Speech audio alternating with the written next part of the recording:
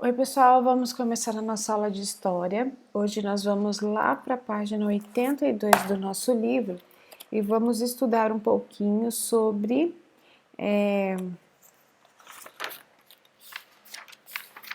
a cultura afro.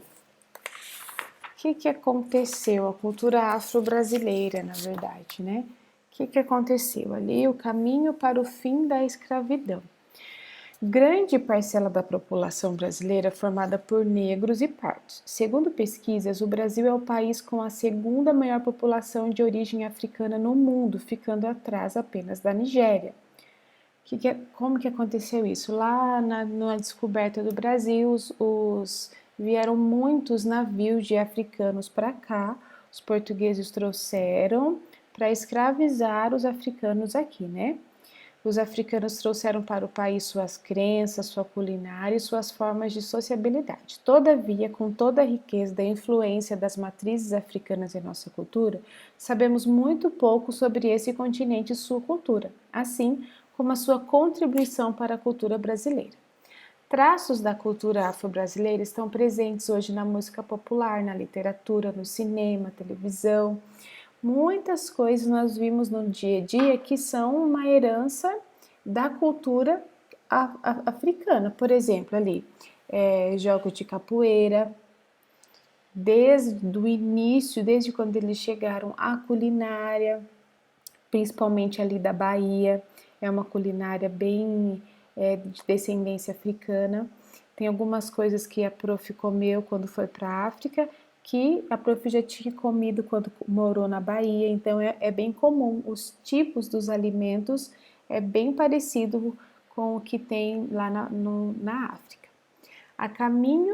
O caminho para o fim da escravidão. Em 1850, o Brasil ainda mantinha um regime que favorecia a escravidão, o comércio dos negros vindo da África. Milhares e milhares de pessoas, gente, muitas pessoas chegaram ao Brasil, não porque eles queriam, chegaram no Brasil obrigados, amarrados. A gente viu na aula passada que eles eram acorrentados nos navios para chegar até aqui no Brasil. O porto de Rio de Janeiro era o mais importante para a chegada e a comercialização. O que chegava? Os portugueses traziam os africanos amarrados, presos, como se eles fossem animais. Muitos deles morriam. Chegava aqui, os que tinham sobrevivido eram vendidos. E nessa época, o principal produto agrícola de exportação, ou seja, saía do Brasil para outros lugares, era o café. A maioria das fazendas cafeeiras concentravam-se no estado do Rio de Janeiro e São Paulo. E quem que trabalhava lá? Os escravos africanos. Então, essas pessoas, os donos das fazendas, compravam os africanos lá no porto do Rio de Janeiro e compravam como se ele fosse mercadoria. A gente já pensou comprar uma pessoa? E colocavam eles trabalhar como escravos lá na fazenda deles. Nesse mesmo período, a Inglaterra se destacava como um dos países europeus de maior desenvolvimento industrial urbano. Por essa razão, os ingleses estavam bastante interessados em obter as matérias-primas para produzir as mercadorias que eles vendiam. Era imprescindível, portanto, conquistar novos mercados que consumissem os produtos por eles fabricados. Assim, usando o enorme potencial de sua marinha mercante, a Inglaterra começou a expandir seus negócios na África. Então, os ingleses saíram lá da Inglaterra e vinham para a África para comercializar os seus negócios. A Inglaterra começou na África a fim de atingir os seus objetivos econômicos. O Brasil exportava ali seus cafés, suas coisas para a Inglaterra. A Inglaterra começava a comercializar as coisas no Brasil e trocavam. Os africanos iam para a Inglaterra, vinham para o Brasil, ia para a Inglaterra, do Inglaterra para o Brasil, e assim acontecia esse comércio. Essas eram as principais rotas. Os ingleses, então, a pressionar os países que mantinham comércio de escravos trazidos da África, queriam que esses países acabassem com a escravatura e estabelecessem novas relações comerciais com a Inglaterra. havia o interesse de que também o Brasil passasse a consumir produtos vindos da Inglaterra. Desse modo, em 1850, o governo brasileiro, liderado na época pelo rei Dom Pedro II, juntamente com os parlamentares, assinou uma lei proibindo o comércio de escravos negros. Então, essa ideia de que não deveria mais existir escravos não surgiu nem aqui no Brasil, gente, surgiu lá dos ingleses, foi o interesse dos ingleses também, né?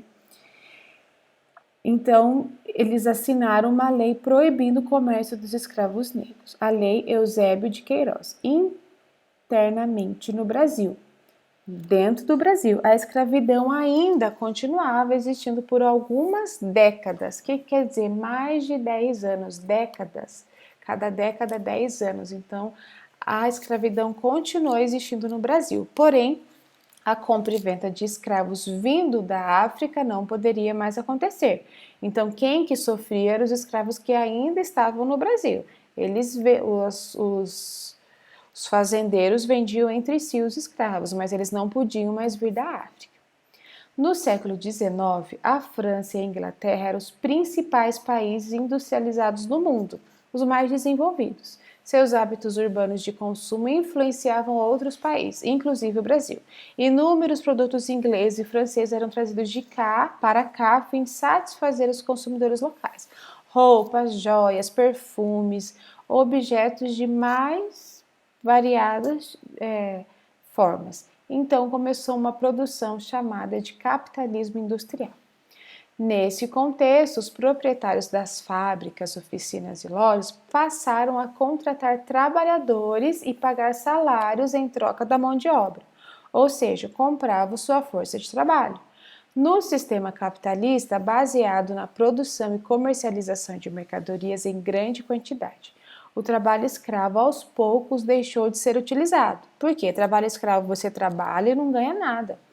E por causa dessa implantação do capitalismo, que veio lá da Europa, começou então a surgir o trabalho assalariado, que substituiu o trabalho escravo, pois disso dependia em certa medida o sucesso econômico e o funcionamento do sistema capitalista. O capitalista se resume nisso. Lá na página 83 tem alguns dados. Você sabe de onde que vem a maior parte dos produtos consumidos atualmente no Brasil? Olha lá, origem das importações. Primeiro vem da China, com valor 21% dos produtos que nós consumimos no Brasil vem da China. Em segundo lugar, dos Estados Unidos. Em terceiro, da Argentina, Alemanha. Olha só quantos países, olha o valor que nós pagamos para eles. Para a China, 35 bilhões. Nos Estados Unidos, 30 bilhões. Então, essa aí é uma tabela dos principais países que nós pegamos mercadorias, né? Da China está em primeiro lugar. Então, quais são os principais produtos importados que vem? Óleo combustível de petróleo ou de minerais. Gente, já pensou? Nosso país é tão rico em petróleo, né? Adubos ou fertilizantes químicos, demais produtos da indústria de transformação, equipamentos de telecomunicação, válvulas e túbulos, compostos orgânicos, obras de ferro, partes e acessórios de veículos automotivos, óleos brutos de petróleo e de minerais, betuminosos e plataformas. Então, estes são os produtos que nós importamos, ou seja, que nós compramos de outros países, e esses aí são os países que mais nós compramos produtos deles, certo? No Brasil, na metade do século XIX, uma forte campanha abolicionista. O que é isso? Movimento de ideias e luta pela abolição da escravatura, ou seja, pelo fim do trabalho escravo. Começou a desenvolver um pouco mais forte por causa do trabalho que vinha acontecendo na Europa. Apesar dessas ideias serem muito debatidas nos centros urbanos, os ricos fazendeiros, especialmente ligados à economia cafeira da região do Vale do Paraíba, entre Rio de Janeiro e São Paulo, eles eram os mais resistentes, porque era eles que tinham ali o poder sobre os escravos. E quem que quer pagar para alguém trabalhar se você pode ter alguém que trabalha de graça, né? Então, esses fazendeiros, eles se não queriam que o trabalho escravo acabasse, queria que continuasse, porque para eles estava bom, né, gente? Só para eles, para mais ninguém. Lá na página 84, mostra um pouquinho, na verdade tem um texto, A Campanha pelo Fim da Escravatura, uma revista ilustrada, né? Foi uma revista que ela foi publicada por Ângelo Agostini, tem ali os dados bem em cima, você tem que acompanhar no seu livro, tá? Porque aqui pelo computador não dá para ver certinho. Tem ali quem foi a publicação, a data, o nome da revista, que se chama Revista Ilustrada, Rio de Janeiro, 1889, olha que legal. A campanha pelo fim da escravatura contou especialmente com o apoio de jornalistas, advogados e outros intelectuais que divulgavam suas ideias por meio de uma publicação chamada Revista Ilustrada. Nela, Angelo Agostini, um caricaturista italiano, sabe o Maurício de Souza? Então, mesma coisa, Maurício de Souza, mesma coisa que o Maurício de Souza, só que esse era italiano. Divulgava ilustrações e desenhos relacionados ao tema da escravidão como parte da campanha abolicionista. Ou seja, a mídia, na época, era ali os jornais, os advogados, os intelectuais, as pessoas mais estudiosas, viam que não fazia sentido esse negócio de escravidão. Então, eles começaram a divulgar nos jornais como que acontecia, o que acontecia, e fazendo a campanha, aumentar a campanha de abolição da escravatura, para acabar com a escravidão. E foi dessa forma que foi acontecendo, que foi mais divulgada. Considerando o contexto da época dessa publicação, o que significa a nuvem contendo a palavra emancipação? Olha ali, tem uma nuvem ali, tá vendo? Emancipação, o que quer dizer? A nuvem com a palavra emancipação, emancipação é o que? É o sinônimo de liberdade. Pode significar a chegada de um novo tempo, de novos ares, sabe? Sabe quando está chegando, mudando o clima no céu? A gente não fala assim, chegada de novos ares, um novo clima. Consigo ideias e leis em benefício dos escravos. Então a revista ali, ela na capa dela, né, já tinha essa imagem ali. Lembra que a prof falou que de tudo a gente tem que fazer uma leitura?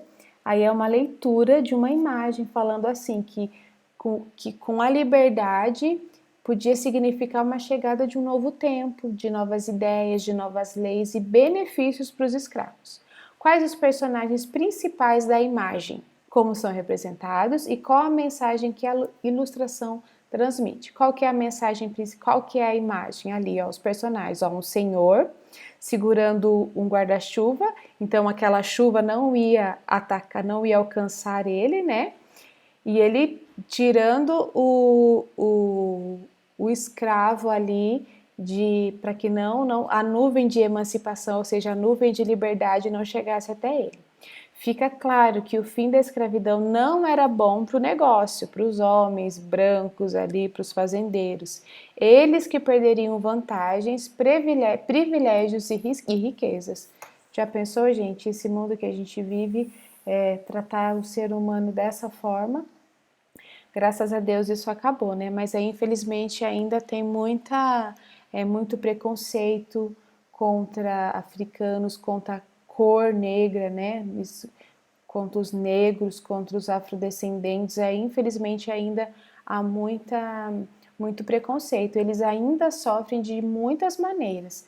Então, a gente tem que ser consciente da história, que esse povo já sofreu muito. A África já sofreu anos com guerra, já sofreu com escravidão, já vieram para outros países, foram para a Europa, vieram para o Brasil também como escravos. Então é um povo muito sofrido.